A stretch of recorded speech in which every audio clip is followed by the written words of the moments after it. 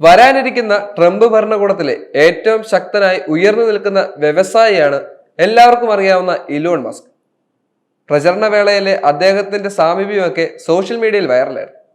ഐക്യരാഷ്ട്രസഭയിലെ ഇറാൻ സ്ഥാപിതനായി കൂടിക്കാഴ്ച നടത്തിയിരിക്കുകയാണ് ഇപ്പോൾ എലോൺ മസ്ക്.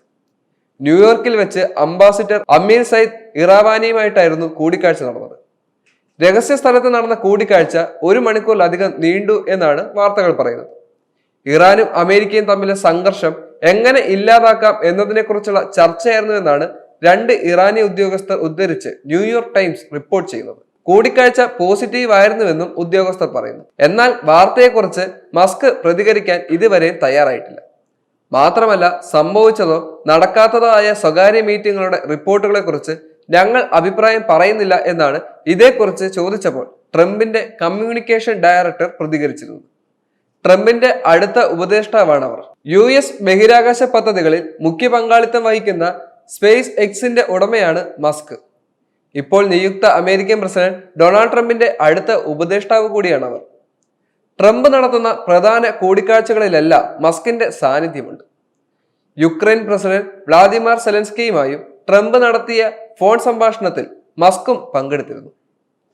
മസ്കിന്റെ സ്റ്റാർലിങ്ക് യുക്രൈൻ യുദ്ധത്തിൽ നിർണായക സേവനം അനുഷ്ഠിക്കുന്നുണ്ട്. മാത്രമല്ല, റഷ്യൻ പ്രസിഡന്റ് വ്ളാദിമിർ പുടിനുമായും മസ്ക് അടുത്ത സൗഹൃദം പുലർത്തുന്നുണ്ടെന്നാണ് റിപ്പോർട്ടുകൾ പറയുന്നത്. മസ്കും പുടിനും 2 വർഷമായി നിരന്തരം ഫോണിൽ ബന്ധപ്പെടുന്നുണ്ടെന്നും പ്രമുഖ പത്രങ്ങൾ റിപ്പോർട്ട് ചെയ്തിരുന്നു. ട്രംപിന്റെ തെരഞ്ഞെടുപ്പ് പ്രചരണ പരിപാടിക്കിടെ മസ്ക് ചെലവിട്ടത് കോടികളുടെ തുകയാണ്.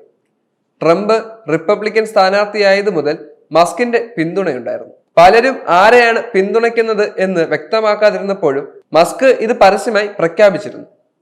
$100 മില്യൺ ട്രംപിന്റെ പ്രചരണത്തിനായി മസ്ക് ചെലവഴിക്കുകയും ചെയ്തു. തെരഞ്ഞെടുപ്പിൽ വിജയം നേടിയപ്പോൾ മസ്കിനെ സവിശേഷ വ്യക്തിയാണെന്നാണ് ട്രംപ് വിശേഷിപ്പിച്ചത്. പിന്നാലെ മസ്കിനെ സർക്കാരിന്റെ എഫിഷ്യൻസി ഡിപ്പാർട്ട്മെന്റ് വകുപ്പ് തലവനായി നിയമിക്കുകയും ചെയ്തു. 2025 ജനുവരി 6-ന് US കോൺഗ്രസ് തെരഞ്ഞെടുപ്പ് ഫലങ്ങൾക്ക് സാധൂകരണം നൽകുകയും ചെയ്തു. ജനുവരി 20-ന് നടക്കുന്ന ചടങ്ങിൽ നിയുക്ത പ്രസിഡന്റ് സത്യപ്രതിജ്ഞ ചെയ്യുകയും ചെയ്യും.